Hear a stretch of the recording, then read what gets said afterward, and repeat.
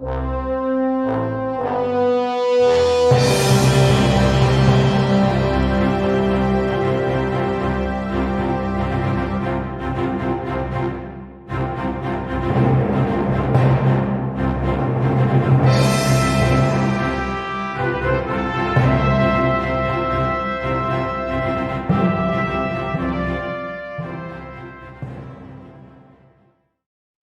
welcome back to FutureFast, and once again we able to get Shri Lakshmi to sit with us to talk about future. And those of you who have come here for the first time, FutureFast is an effort to bring people who are doing things which are bound to have an impact on future. And the whole idea of these conversations is that perhaps we could understand how they see the future to be different and how they are trying to prepare for it. And is there anything that we can draw out of it for our own businesses and life? So, with that, Shri Lakshmi is an entrepreneur. She is a serial entrepreneur. She's been a scientist. She's been a chemist. She's been an entrepreneur. And part of her entrepreneurial journey has also been uh, trading, international trading, and I think exported rice as well. So, and those of you who have missed the last two conversations, I really urge you to look up her journey, which has come out previously, and the second part of our podcast is where she talks about what she is doing currently, which is very interesting, which is in the nutraceutical and aquaculture space. So, really urge you to look up and check how she's doing things. And in this conversation, well, Shri, thank you so much for coming once again. And uh, jumping right into it, what does future mean to you from where you are today? First and foremost, thank you so much, Nanjinda, and definitely pleasure is all mine. Having to speak on different aspects of the entrepreneurial journey that I had gone through and continue to go through. As I said, it was very interesting last two episodes where we discussed on how I started and how I managed to wade the waters through to the point that interesting questions, soul-searching, thought processes. So definitely, I enjoyed it very much. Coming back to future, I'll go a little bit in past. Last 3 years, we have seen that the COVID or COVID-19 brought the whole world on its knees. Single virus, which could not be seen at all, brought the whole world to it. A lot of conflicting theories, stories, all things can come up. And we are not here to discuss that. What we are here to discuss is that there was a real threat. And going forward, we hope, at least in our lifetimes, that we will not see this threat. So every 100 years, I believe we are seeing one or the other infectious diseases coming. And it is not even funny, but believe me, in 2008, I was still in 2008 and 9. I was still in Canada that time. I was still working there, and I had actually written an article in San Diego Times where they had a special issue, and I had actually written an article on this along with. Ursula Thatcher, who was Ursula Thatcher, who was another scientist, on how pharmaceutical companies are neglecting infectious diseases and how one of this can become a huge problem coming in future. It was just a prediction that we did. We both were reading about it, and we realized that the pharmaceutical industry had stopped. Published online? Yes, and I can share with you the paper and the clipping. Perhaps we can share the link to our listeners as well. I can pull it out and I can send it. Yes. There were two places it had come. One was actually a magazine where we had written, both of us had written this article, and one was in San Diego Times that this article had come, where we had where we saw that, and the rationale was there. The rationale was pharmaceutical companies stopped working in the area of infectious diseases. Why so? Because obviously the cardiovascular and the cancer and the bigger lifestyle diseases, once a person got it, the ROI for doing any research in that area was long enough, right? So pharmaceutical industry would put up, even if they got a patent onto it, they would actually reap its benefit going forward in the next 20 years or the life of the patent that they had it. But in infectious diseases, most of it was in form of a flu, was in form of some small infection, which was only for 7 days. Antibiotics were not so very openly, at least used in North America. Here in India, though, God bless us, everybody and anybody are into antibiotic overuse or misuse. And so we have this problem called AMR.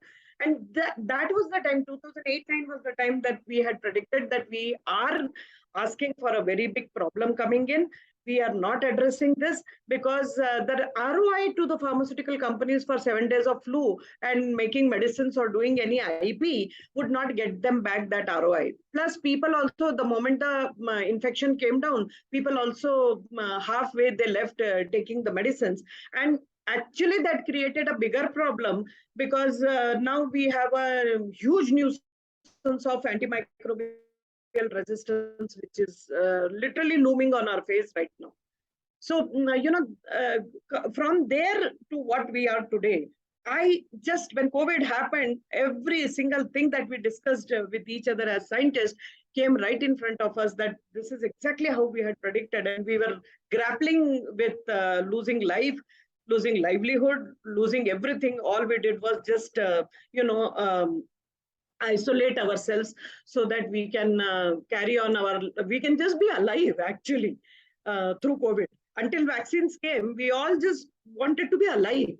And whether it meant cleaning our hands 50 times or whether it meant drinking hot water, or especially in India with kashayams and kadhas that were being suggested, anybody and everybody became the WhatsApp gang became so popular. And that also created nuisances for the doctors' fraternity. And all we could do was just isolate ourselves, isolate, and so that we do not spread the infection. So future is going to be in this direction. AMR is right there on our faces. We do not understand. We do not have the new generation of antibiotics there. And so expand AMR, please. AMR is antimicrobial resistance. And even as what I see, maybe in a simple term, rather than giving some scientific term and scaring the people hell out of it, it is as simple as when we used to get sick as kids, I think 250 milligrams of amoxicillin was good enough, right? Amox was given to us, or any of the ciprofloxacin or any of the antibiotics were been given. I don't remember, but I'll go with you. So any of those old timers, if we got sick, then we had those as an antibiotics. Today, 250 milligrams doesn't cure you of any symptoms at all. So that means these pathogens or bad bacteria or viruses, whatever are there, they have gotten resistant to that particular antibiotic. That means. So what is the dosage today? Today it goes up to 1 gram actually a day. Sometimes so 650, 750, 800.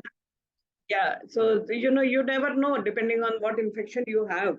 So what it means is these microbes which are bad for your health or which are disease-causing, infection-causing microbes, they have gotten resistance through the overuse, abuse, misuse of these antibiotics that we have been using it.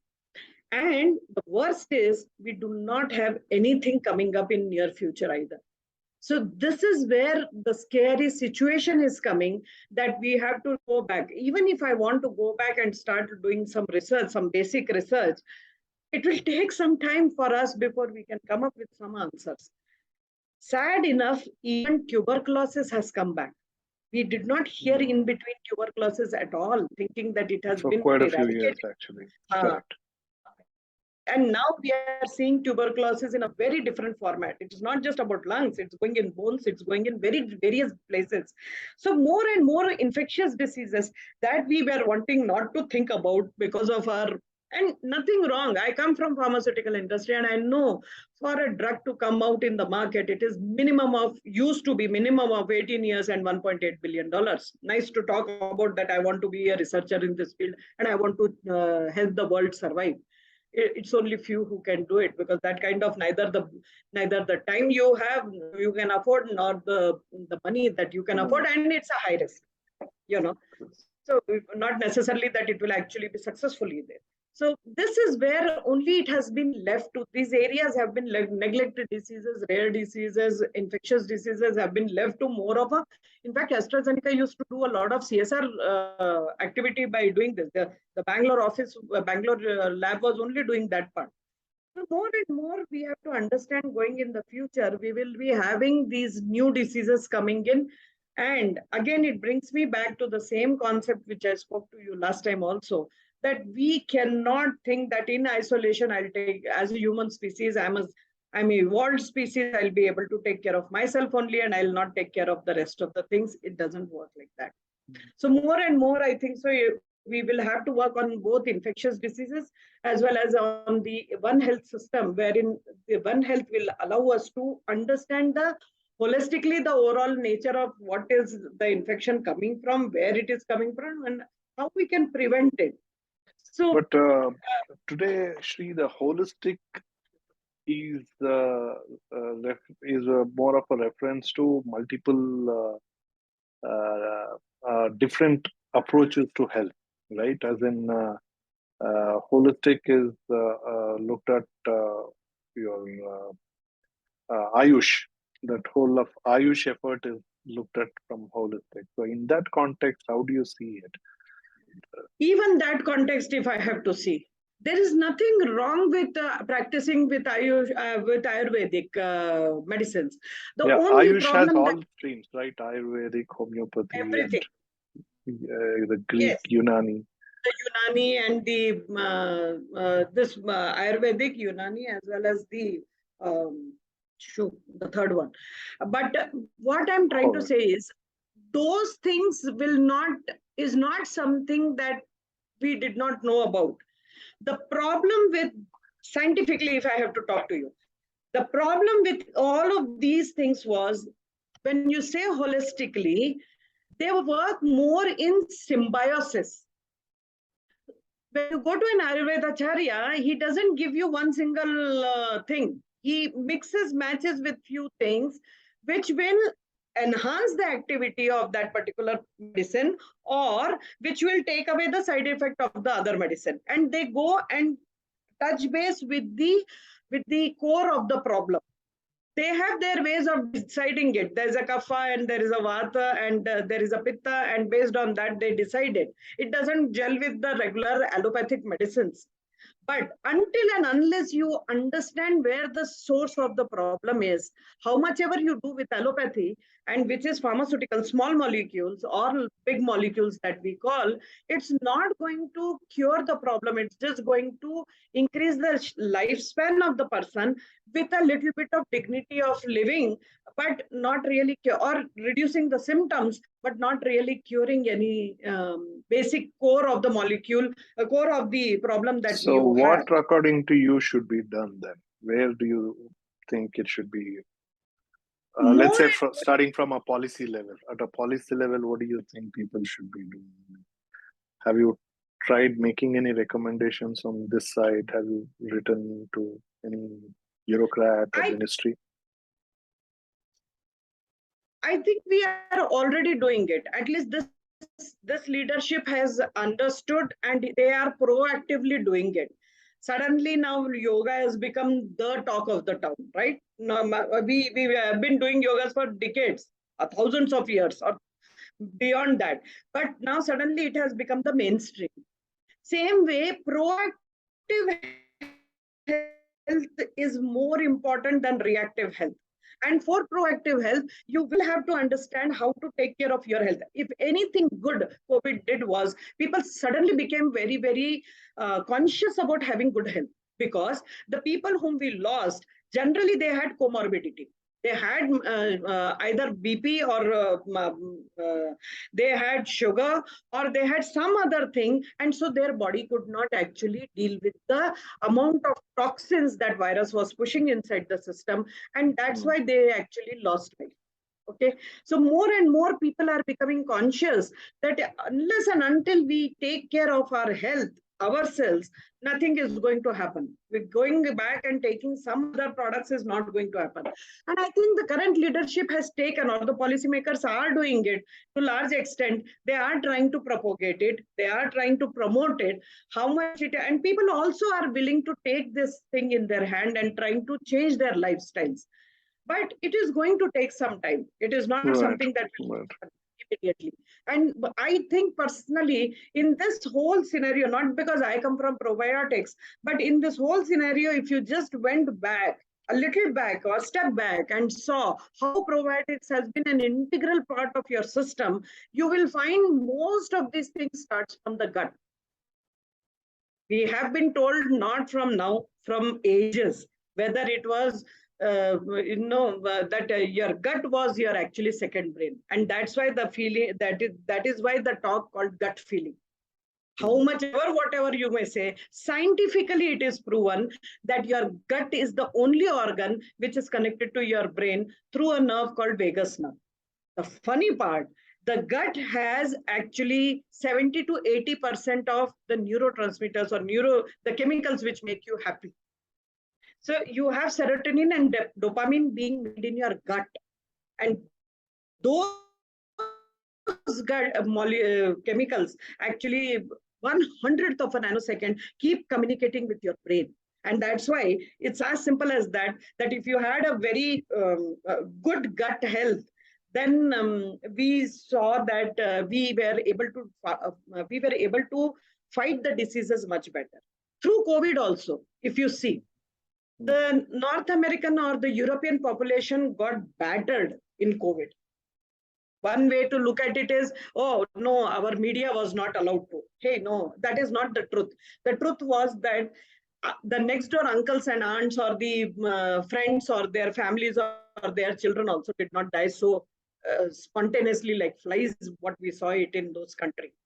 And one of the reason for that is Indian systems, at least, for whatever reason you can say, I'm not making it look very simple, but for whatever reason you say, we have a diverse or heterogeneous set of probiotics or good bacteria in our systems compared to what it is there in the other countries. And that is why when these viruses came and attacked us, we were able to deal with it with much better with much better ratio than what those people had to deal with. See, if you if you can give a message to young scientists and entrepreneurs who want to work in these spaces, see, with your experience of last 10, 12 years as an entrepreneur, how would you advise them to do things differently from the point? You pretty much had to uh, find your own way, right? So now Yes. that you found your own way, now you juggled multiple things, you hustled a whole lot. I'm not saying hustling is bad. I think everybody has to hustle eventually, but at least what would you tell them that where are the things that they can perhaps uh, you know do things little easily? Is there something that you want to tell them? See, for first and foremost, you have to understand if you are in a deep tech, and I would take those people who are into this area because anybody in biotech is in deep tech only.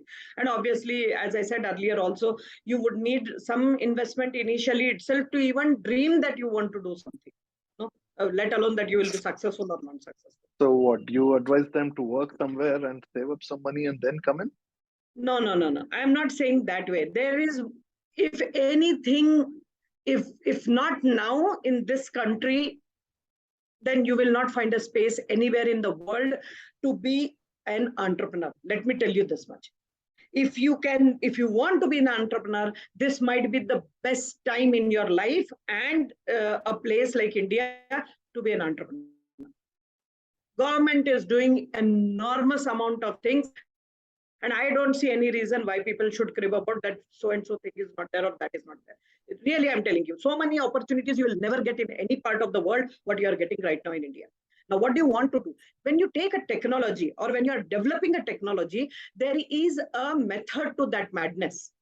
There is a method to that madness saying that you take a technology and you have to come up with a commercialization solution. So whenever you're taking, and Nanjunda, I will tell you this through my scope of work that I did in last so many years. When you take a technology, always look at its multiple applications. Always look at it. You cannot keep all your eggs in one single basket. I'm not asking you to go and sell the rice. No, that's not what I'm trying to tell you here. I'm only saying to you that you need to see. So when we started with probiotics, we realized that, okay, this was the market pain. We solved it out. But first thing, what we looked was into the application of food. I'm not a food chemist, food scientist, or anywhere near, but that was the easiest. Why? Because regulations were not so tight. So we could easily move into that area quickly. Then we went into dietary. For doing dietary supplement, we needed to do clinical trials. But before we ended up into doing dietary or clinical trials, we knew that this food will start to bring in revenue. Now I am into aqua. That is another area. Again, huge volumes I can build in here. So that will bring another revenue line. All I'm trying to tell you is bring in when you are in a deep tech, please do not think that investor money will save you all your life. No, it doesn't. You have to create revenue lines. And for creating revenue lines, always technology needs to see multiple application for your GTM, that is go to market strategy, should have multiple lines of revenue. Well, that's from an entrepreneur perspective. What about scientists? Because you also started as a scientist. So, what would you advise them?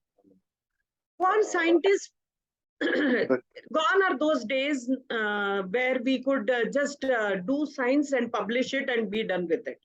Yes, you will get a unless you are perhaps in academia. Correct. And even in academia, I'm telling you, gone are those days where you just did the publication of the paper in one of the high impact journals and thought that you are I think publication in the papers is only left to the students who are doing their PhDs and postdocs. Oh, okay. As a scientist, I think gone are those days, because for doing science you need grants, you need money, you need to do something.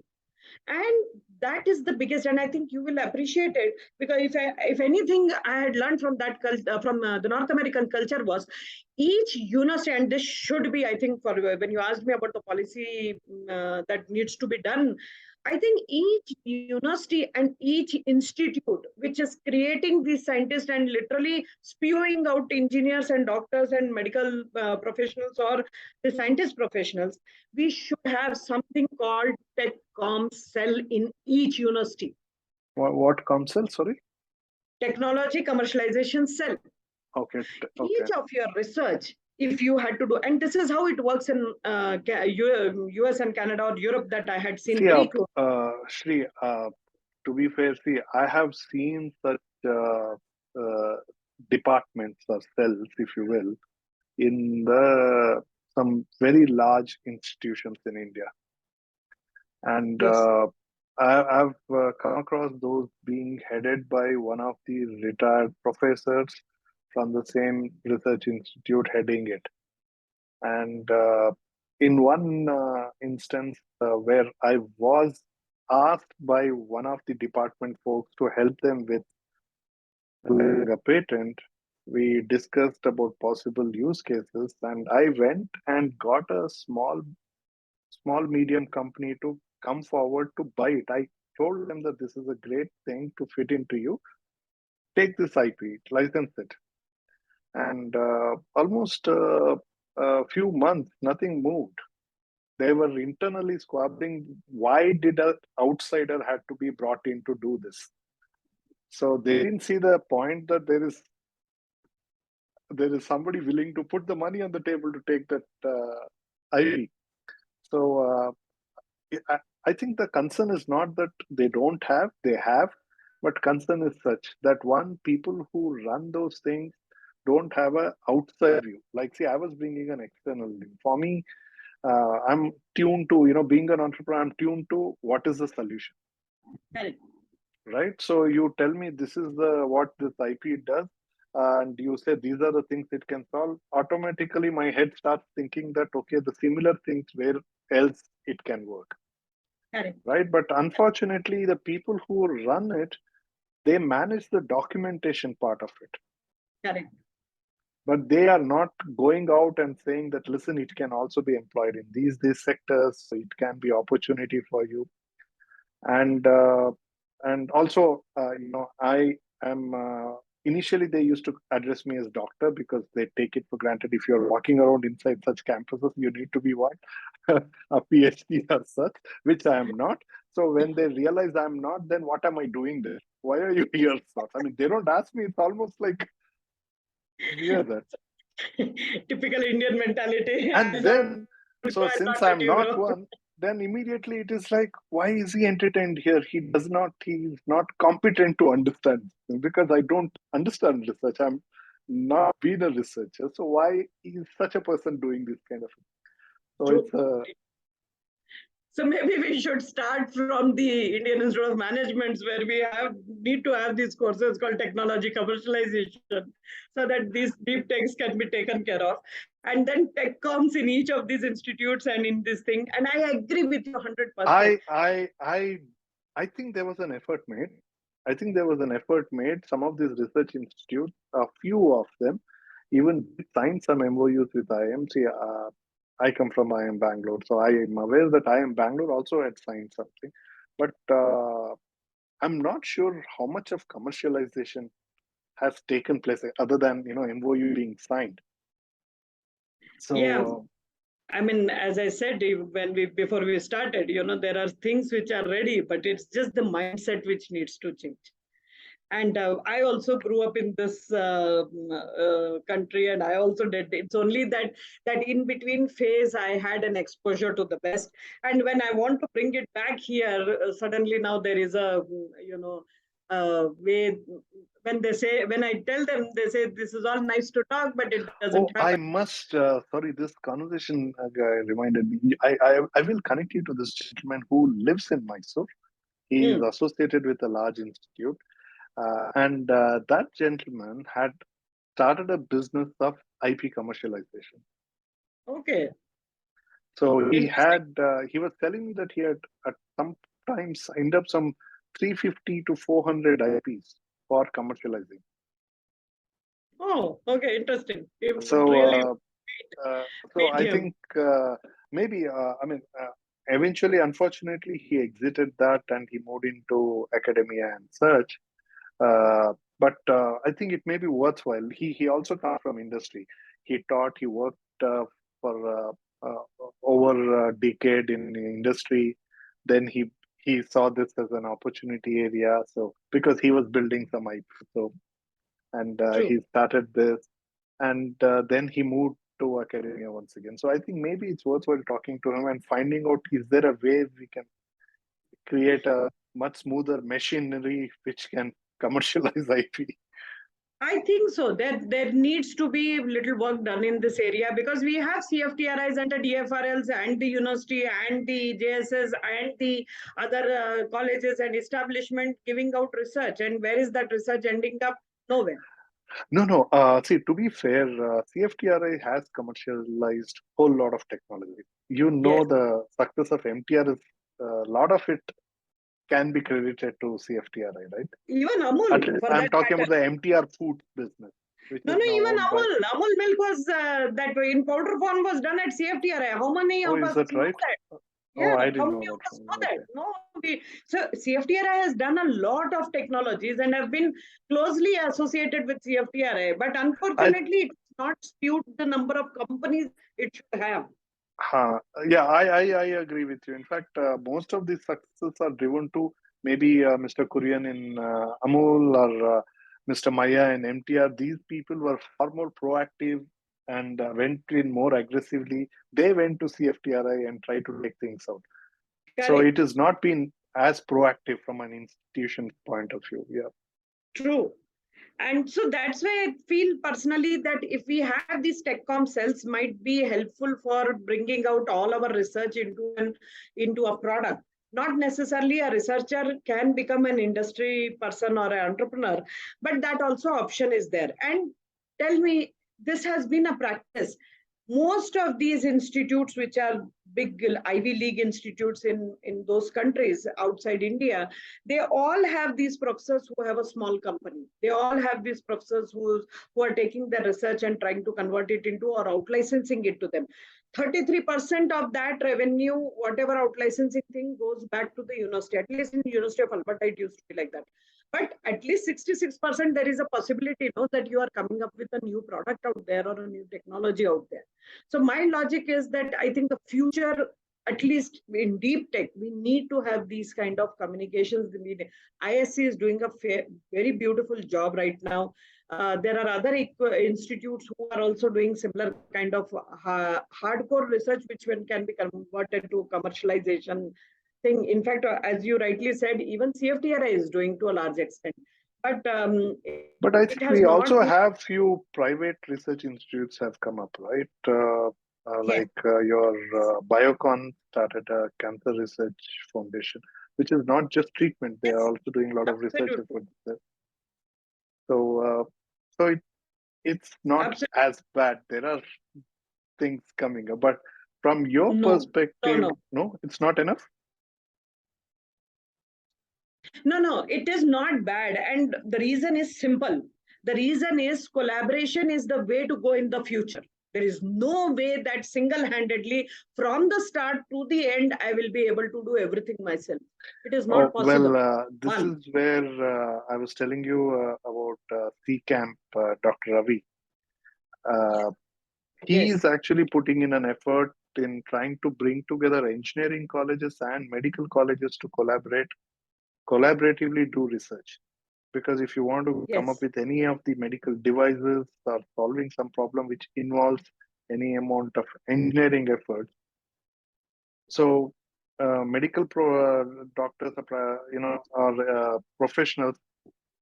Very few of them are tuned or intuitively can approach in that. But if in a collaborative effort, we should see far more success. So he's running a campaign. And for the audience and listener, there is a podcast with Dr. Ravi Nair where he talks about these things. So please do go and look up if you have missed it.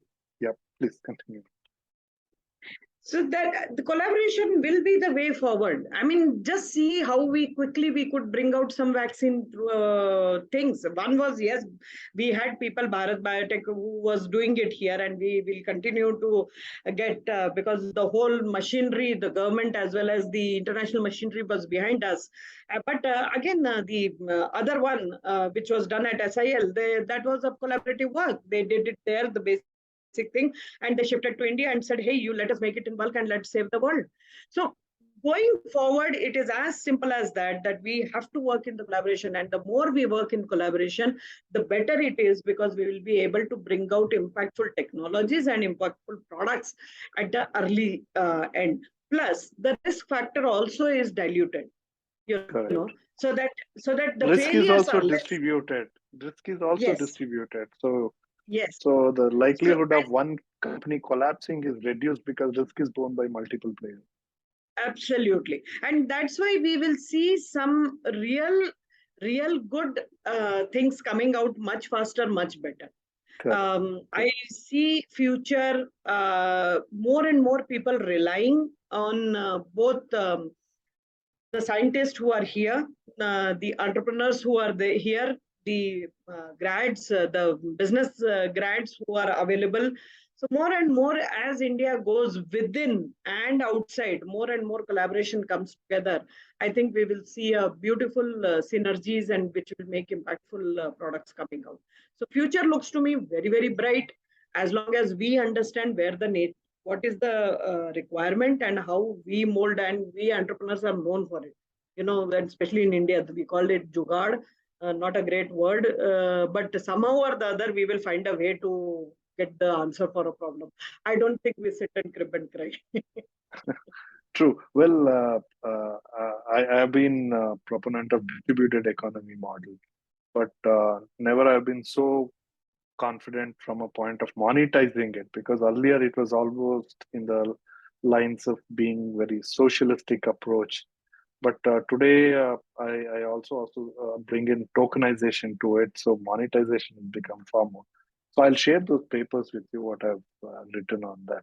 So I think that can go pretty much in healthcare and Yes. medicine, every space as well. So it was nice to hear you talk about it. So, No, because we see it practically. Once you start a company, it comes with a lot of responsibility. And once you comes with a lot of responsibility, you try to find ways of taking care of that responsibility. So I think right. that is the reason this is a practical guide for us, that if we don't collaborate, like as I told you last time in last episode, I think so, I told you how I went to a set of 4 or 5 guys who were doing Correct. bio sensors, IoT, and these guys have nothing to do with fish or with probiotics or with doing things around, hey. And when I told them, they did a little bit of work in agriculture, agri-tech, but they were monitoring the moisture, the carbon, hydrogen, nitrogen, NPK, not the CHN, the NPK of the soil, and telling the farmers how their produce can be increased. And actually, for that, they had made the sensors. So I told them, okay, fine, I need these 8 critical parameters are there. Can you help me make sensors? And they jumped on it. And really, I don't know how did they do it, but getting them to come and monitor this. Today, we have a very good system formed, which 24/7 can tell me that whether there is a possibility of losing my flock, or there is a possibility of increasing my flock, or how much of understanding. So the more and more interdisciplinary collaboration happens, and understanding happens, and we are open to it, I think we will be able to bring out something useful. See, this is one thing which is predominantly employed in Web3 space, which is hackathon, right? For a lot of cross-chain efforts, from a blockchain point of view, right? A lot Yeah, of blockchain. cross-chain Yeah. efforts and all that. But yeah, we work on something. This is another thing for audience and listeners to look up to. Podcast with Gayatri, where she works on. She runs Waste Impact, and Mm. primarily everything starts with a hackathon, leading to starting of an idea, and then eventually taking it to developing those ideas into businesses. But we've been doing it for 6 years, but still, today hackathons are largely used by some software companies to hire people. But this is where a lot of these things can be solved with hackathons. We need to see more of these kind of multidisciplinary practitioners coming together to hackathons and doing things. So we'll be able to fast track a lot of these efforts. Absolutely. I agree with you 100%. I don't think I would have come up with so much of solution for today. It's nice to talk about it, but I wouldn't have been able to come up with so many solutions. And in fact, these guys, they are ex-Infosians, and they are so excited now. They want to put AI to it. I'm like, okay, fine. What do you want to do with it? They want to have an arm giving, if the pH increase, they wanted an arm to pull out the plug so that the water can be released and it can be pushed back. They wanted an arm to put food for the bacteria, the prebiotic for the bacteria. They wanted to put even the bacteria. I mean, you just tell us how it is, and they just are working on algorithms where they can predict it that these many times, these many fishes, these many bacteria, by this time we should see in another 3 weeks that these bacteria are going to come down Oh, in numbers. I mean, world is the limit here. World is the limit correct, right now, and I'm correct. so very enthusiastic about it. I don't know when and how we will make that big money, but the very fact that so many things can be integrated, and we are seeing, a thing which is coming to a completion, or a technology again coming to a completion. I think that excites me and makes me go every single morning to the work. Good day, bad day, ugly day, any day, I am there at work. Wonderful. So, what predictions would you like to make? Healthcare is going to Okay. grow. There is no doubt on that part. As much as new technologies will grow and new areas will come up, but healthcare is something that is, I come from that domain, so I can speak about that domain. The proactive healthcare or nutraceutical is going to touch $1.3 trillion economy by 29 is what is predicted by the market. Mm-hmm. And I see it coming much faster. And that's why India is going to have a major stand in this area.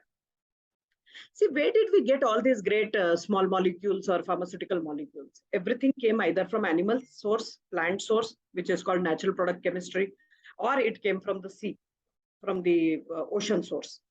Somebody has to keep working in this area, take out the molecules, see what is the advantage of it, and then keep working forward to make it happen.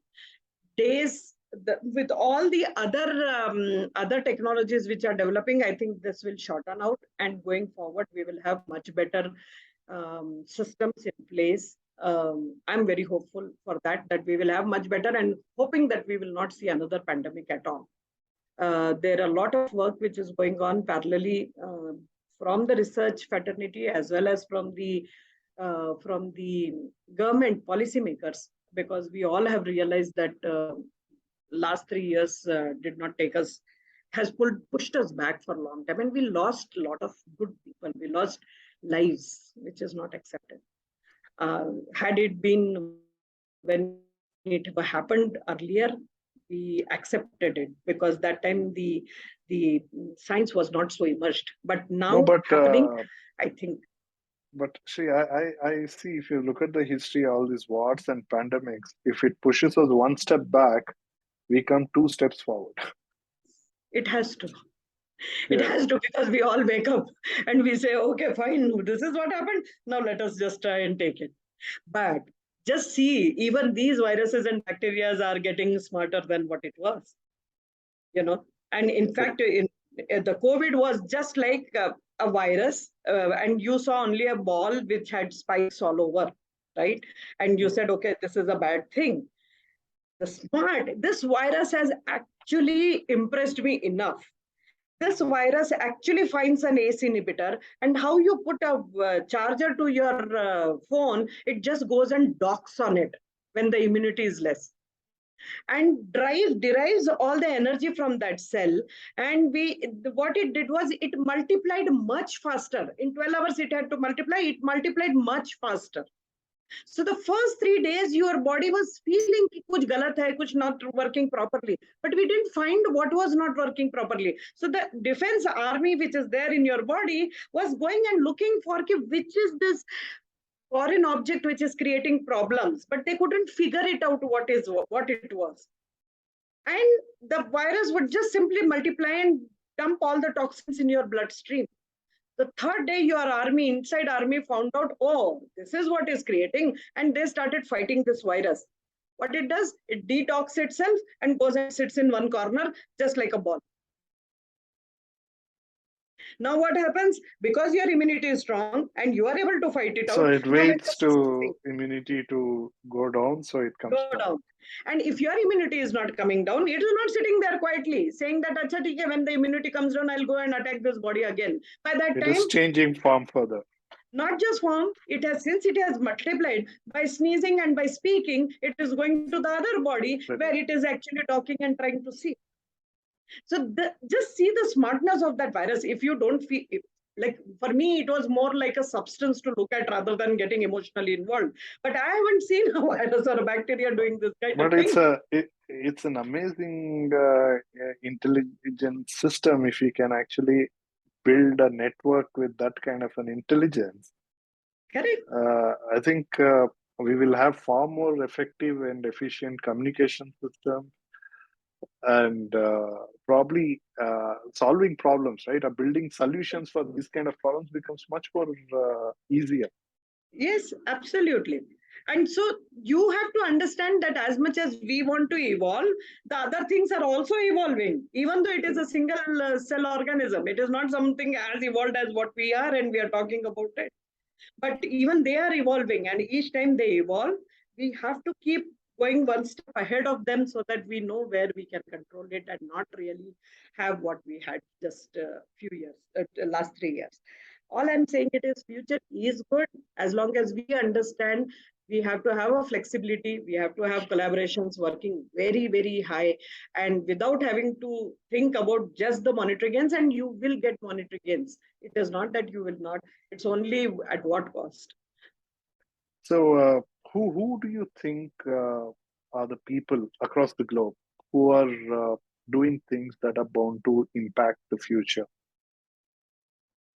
Oh, there are loads of them, but mostly You I think. follow. Well, since I last few years have been in probiotics, so I have few influencers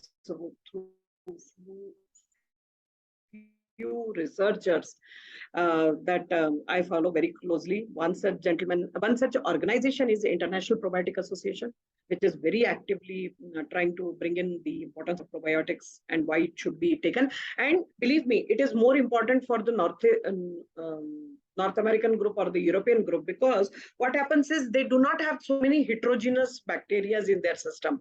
Why they don't have? One, they are not whole plant eater. Like they don't eat, they are not vegetarians. Their staple food comes from the meat. And this meat is actually, to increase the shelf life, it goes through UV and it goes through sterilization, which actually kills both the good bacteria and bad bacteria. So bad bacteria are getting killed, we are also killing the good bacteria. So these people do not have too much of heterogeneous varieties of bacteria in them. Southeast Asian countries have much better, and that's why some people, and a lot of fermented food eating people. So that's why we have people in Japan. There's a whole village where the average life only is 100 years plus. We don't hear that outside. So more and more that realization is happening. The International Probiotic Association is doing quite a lot in that area. That is one organization which is doing. Needs a lot of work to be done, lot of help also, but still they are doing it. And if you talk about the researchers, well, I per se follow a researcher from Hungary called Peter Kurti. And this gentleman is working very heavily in the area of promoting good health. Mark Hamans is another influencer on Insta as well as on the LinkedIn, who does a lot of good things by telling people what not to eat or what to eat and how it is important for them. Apart from that, good good research work is coming out of Singapore University. Very good research work is coming out from there, from Korea. So because last few years I have only I have only been with the probiotic industry, that's why I can tell you this. A lot of good research area has been coming out from there. More and more research is happening in an area called 3D printing, and 3D printing is happening with the tissues. So a lot of good research These body areas. organs have been printed, and Yes. right. So it's not just about printing one gun and spraying out bullets or printing one house out there, but it is actually being used for human care, healthcare. So these are some of the areas which are going to give a shift from the traditional lifestyle diseases. It's not just about cancer, and that is another area which I'm actually scared right now, because last 3 years we haven't gone ahead screening of any of these people who generally would have done every 6 months or 1 year at least, and we might have a big number coming out in that area.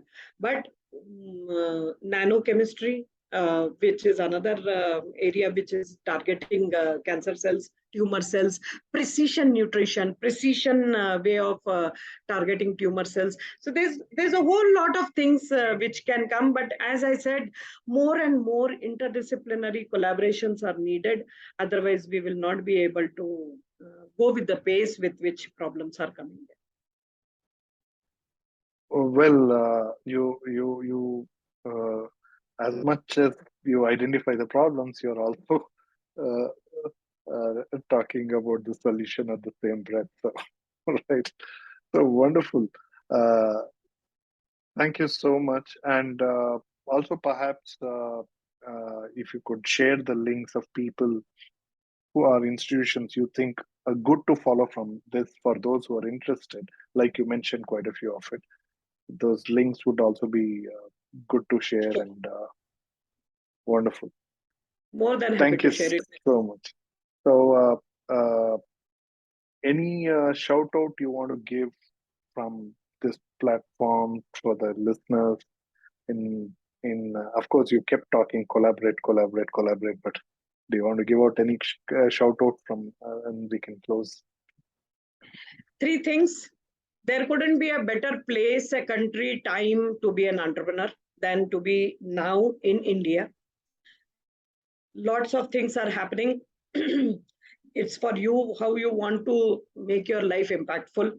Um, and the third most important, I think, so women entrepreneur, all these words have been overused.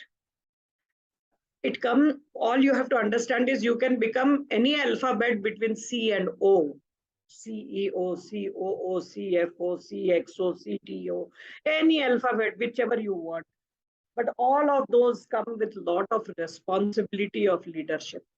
So as much as you would like to do it, if you have taken a responsibility of running a company or moving your research, deep tech research into something of a bigger impact, I think the only word which is required is perseverance. There's nothing else. Passion can come, go, funds can come, go. Every single thing can come and go. But except for perseverance, life will not life will give you many chances, and it has done that. So if I have to tell my younger self, that what is it that I would have done it differently, and Yeah, go ahead. I think that might be the answer to this question, if I'm not wrong. Passion is good, but without wisdom it is no good. That is my first understanding. So you should have passion, but you need to understand where things are working and what are not working. As much as you want to do it for having for the people and everything, first learn to love yourself, because on the top it's very lonely. It's not easy. It's not easy to do, and I've seen most of the people getting burnt out only because of that, because they do not love themselves enough to understand that on the top. So be nice to yourself. When you say on the top, you mean as an entrepreneur? As an entrepreneur, as a head of anything, or even if you are just a researcher, as a person who's going to drive the research, things will work, things will not work, or even as anything, service industry, and any of it. If you have taken a responsibility of heading something, first learn to love yourself, because it's not going to be easy out there. People are going to be questioning you for many things. If things work, yes, you'll get a pat on your back. If they don't work, which is normally the case, you have to pull up yourself and say, I'm there to take you forward. So that is my thing which I would like to tell my younger self. Wonderful. Thank you, Shri. Thank you so much for this. Amazing. I think we spoke on so many different things in the Future Friday, and I hope all the listeners or audience have enjoyed it as much as I did. Thank Being in this conversation. Thank you so much. And you. once again, for the rest of you, please feel free to share it across and follow us. And if you want to connect with Shri, the links are given below. You can follow her, follow the kind of work she is doing, and enjoy the ride. Thank you so much. Thank you so much.